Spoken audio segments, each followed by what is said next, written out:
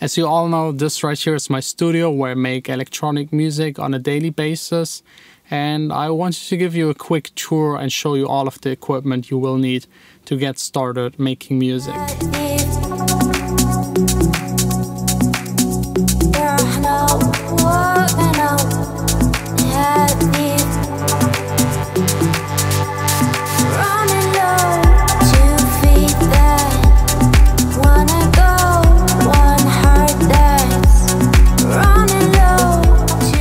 Wow, 365. This is vlog number 365. I've made an entire year. I would have never believed that if anyone would have told me that a year ago. I just started out of fun the vlogs to share kind of what I do on a daily basis with family and friends after doing the weekly vlogs that were just recap videos of whatever I did in that week. Some people that I didn't know started watching them and asked me for some tips, tricks, tutorials and these kind of things. And then I basically decided to do them daily. And in the video where I started doing them daily, I said something like, I would try and make a video every day. I don't know for how long. I might even miss to upload this one. Yeah, I just have to say it. I'm proud of myself. I've never actually made something like that in my entire life. So consistent. I'm not the most consistent person. I usually just do whatever I feel like doing, but it seems like I felt for an entire year to do these videos. I think I'm the only person that is doing like DJ producer content and doing a vlog and did it for an entire year without missing a single upload. I don't think that there is anyone else, so maybe this is a world's first, who knows. So first of all, big thanks to all of you. Without you, your motivation and people actually watching the videos, I would have never made it an entire year. The first couple of months were hard because there was no one really watching. I still have a couple of old videos with less than 250 plays. But I kind of made it to this point. I don't know what's coming next. I will try and figure that out tomorrow. Today I wanted to do a special video to end this chapter, this entire year. And it is actually a proper studio tour. You see this place almost every day. But I actually never showed you what's inside of here and what's so special about it. I should just maybe clean up first.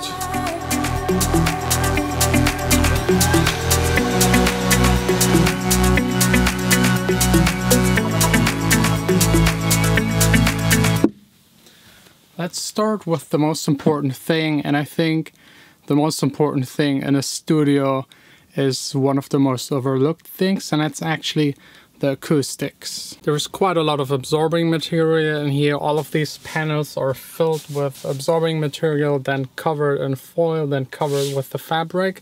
I have here 3 for the early reflections. On this side also 3 for the early reflections. The ceiling entirely absorbing almost half a meter, and then there's like an air gap of 30 to 40 centimeters, a back wall. Same thing, except there's no air gap at all. It's like half a meter, just absorption.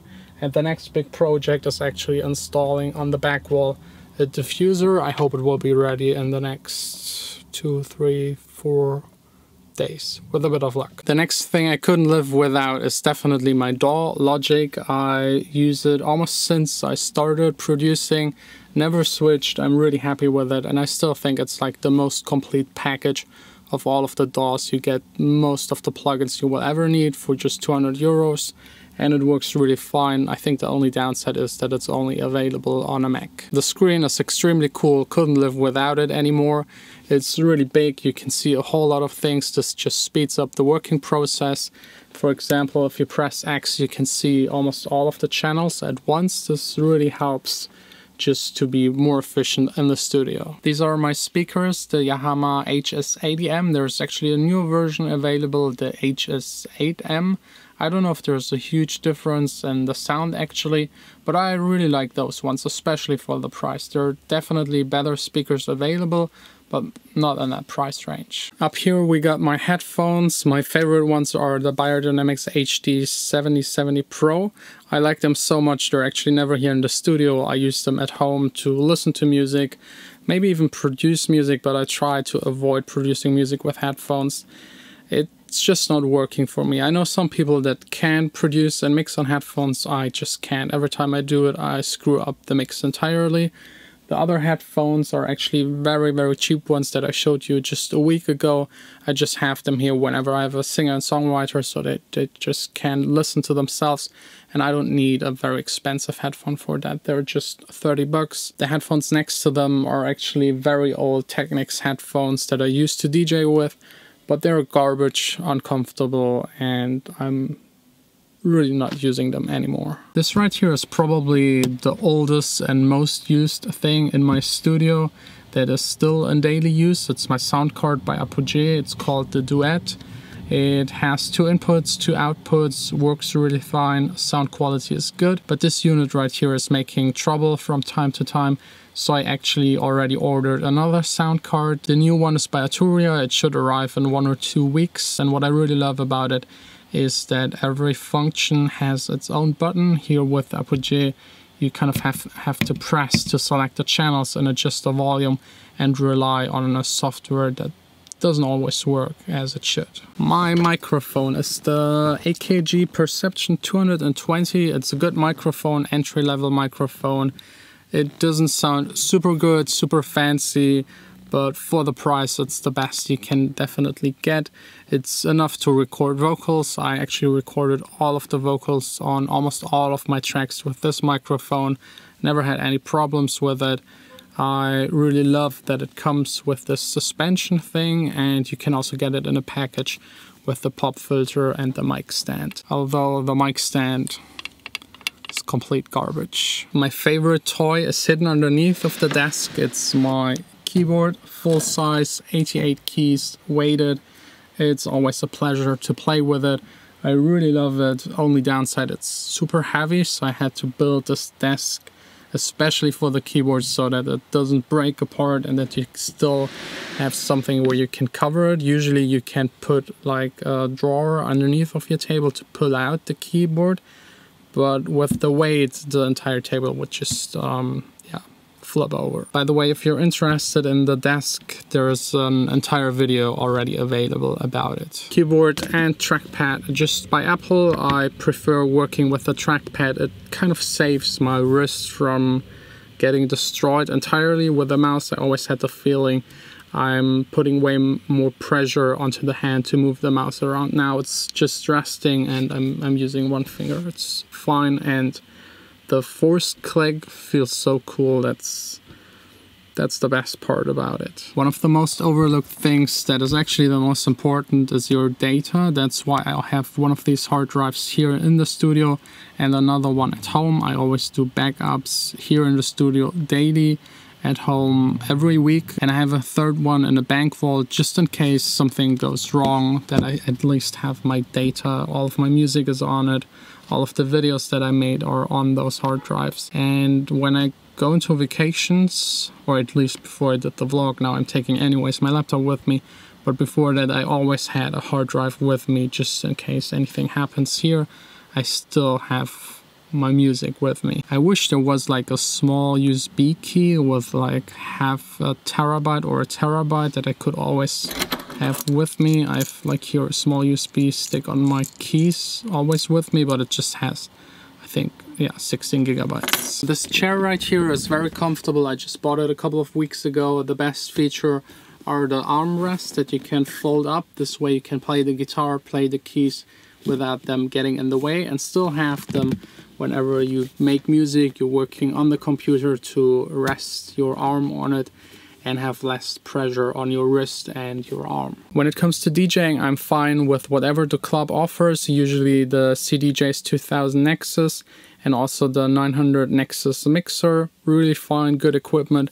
I don't have it here, I don't need it, and it's super expensive. I still have my old record collection in here. I just love that stuff. I could never sell it. And for DJing, I actually use the Sennheiser HD, what is it? HD 2020, HD 25-1. They're really good, comfortable, lightweight. I don't have them here in the studio. I think they're at home. I actually don't really remember where I put them the last time I came back from the club, but I will find them the next time I have to go there and DJ. The guitars are nothing special. I recorded all of my tracks with those, except for the two where I did the recording session where Justus was here and playing the guitar. I made the All About track Dawning with this guitar. It's a very, very cheap one. It doesn't really have a name. I think it's like the brand of the store itself. It's like 70, 80 bucks, and the acoustic guitar is even worse. But for recording, it's kind of fine. I mean, you can correct it in the software and just play it multiple times, but I would never use any of these for playing live. The computers here in the background are my old computers. I still keep them because there's data on them that I can only access on those machines. For example, all of the 32-bit plugins only run on the G5, and some of my older mixtapes are still on the iMac. Here is my software collection, Complete 10. I used to have Complete 5, then upgraded. My AirPods, my earbuds, they're also somewhere at home. I sometimes lose them. Then those are the cheap headphones. That's actually the selfie stick that I'm using to record my vlogs. The camera I'm using, the Canon EOS M6, the Rode mic that I'm using to record this. Guru is like a software that I really like to make drums and beats. I use it on every single track that I make. And down there are my taxes and contracts and these kind of things. I don't even want to look there. It's a mess. These are the last hardware things that I have. The record player, the mixer, the old keyboard, and the skateboard. When it comes to software, the best for mastering is Isotopes Ozone 7. I use it for every master that I do. Then for mixing, it's probably Neutron, and the stuff that Logic has is actually also really good. The best, most complete plugin for vocals and the easiest to use for a beginner is definitely Nectar 2. The most complete bundle is definitely Complete. I think 11 is now the newest version. I still don't have it. I'm still using 10. It comes with so much stuff you will never even actually explore all of the things that come with it, and for the price it's just super fair. And I just really recently got by Arturia the synth collection with 17 plugins, 70 synths. So if you're looking into old vintage emulated synthesizers, that's definitely the best bundle. If you're looking for more professional kind of plugins, then check out the Waves Complete package. It's quite expensive, but it comes with everything that you will need and a whole lot of vintage emulated compressors. I think that's already it. I think I covered everything I have here in the studio. That's basically all of the equipment I use to make my music. It's a quite minimal setup, maybe one day upgrading to a bigger studio with a recording booth and maybe some more outboard gear. But what I have right now just enables me to do whatever I want musically, and that's pretty much all I need. By the way, if you're interested, all of the equipment is listed down below in the description. Now, probably just back to mixing, still kind of stuck with the Final Warnings track, and tomorrow, I actually don't know, we will see. Tomorrow's episode number 1 of season number 2. That's so crazy. Season number 2, second year of daily vlogging. It's fun, but it's also a whole lot of work.